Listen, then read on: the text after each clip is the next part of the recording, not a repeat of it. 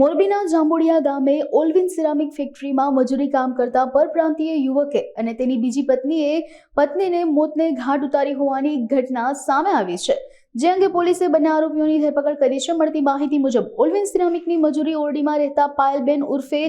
રાણી રાહુલભાઈ નાયક કુદરતી હાજતે ગયેલ ત્યાં અચાનક બેભાન થઈ જતા તેને હોસ્પિટલે ખસેડવામાં આવ્યા હતા, જ્યાં ડોક્ટર દ્વારા તેને મૃત જાહેર કરવામાં આવ્યા હતા। જે મૃત્યુના બનાવમાં મૃતકને શરીરે તેમજ ગળાના ભાગમાં ઈજાના નિશાન હોવાની પોલીસને શંકા જતા મૃતદેહને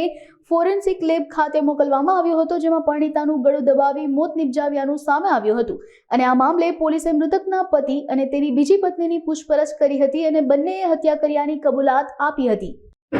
મોરબી તાલુકા પોસ્ટે ખાતે એક ખૂનનો બનાવ નોંધાવા પામેલ છે, જે કામે વિગતવાર હકીકત એવી છે કે મોરબી તાલુકાના જાંબુડિયા ગામ ખાતે આવેલ ઓલ્વિન સિરામિક નામની ફેક્ટરીના લેબર કોલોની ક્વાર્ટરમાં પાછળના ભાગેથી એક લાશ મળી આવેલ હતી, જે લાશ પાયલ ઉર્ફે રાનીબેનની હતી। જે લાશ ઉપર પ્રાથમિક દ્રષ્ટિએ જોતા નાના મોટા ઉજરડા અને મારામારીના નિશાન જણાઈ આવતા આ લાશનું ફોરેન્સિક પીએમ કરવામાં આવેલું। ફોરેન્સિક પીએમ દરમિયાન આ લાશને ગળાના ભાગે ટૂંકો આપી અને મરણ નિપજાવેલ હોવાની હકીકત ધ્યાને આવેલ હતી, જેથી આ કામે વિશેષ પૂછપરછ હાથ ધરતા આ કામે જે ફરિયાદી છે તે મરણ જનારના પિતાજી થાય છે। તેઓએ પોસ્ટે આવી પોતાની ફરિયાદ જાહેર કરેલ હતી કે જે એમના દીકરી છે રાનીબેન ઉર્ફે પાયલબેન, જેની ઉંમર 20 વર્ષની છે, તેમને એમના પતિ રાહુલભાઈ રોડુલાલ નાયક નાઓને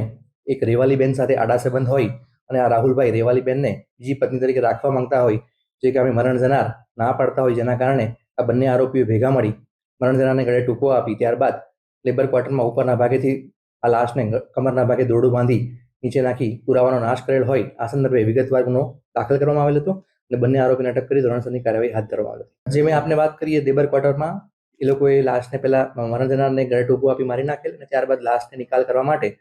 લેબર ક્વાર્ટરના પાછળના ભાગેથી કમરના ભાગે દોરડું બાંધી અને નીચે ફેંકી દીધેલ લાશને, જેથી અકસ્માત જેવું જણાય અને પોલીસ ગુમરાહ થાય, પરંતુ આ કામે ફોરેન્સિક પીએમમાં હકીકત જાહેર થયેલ હતી અને ત્યારબાદ ફરિયાદી આવી વિગતવારની ફરિયાદ જાહેર કરેલ।